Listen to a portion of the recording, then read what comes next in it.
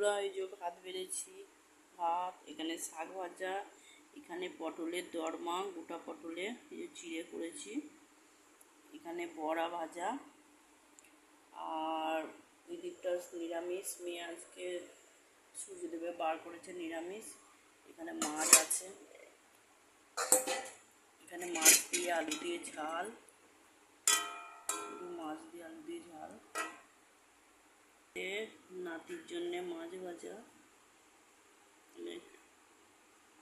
মাছের ডিম আর মাছের তেল, মাছের তেলটা নিয়ে নিয়েছি। এই হচ্ছে সাজানো মেনু আছে।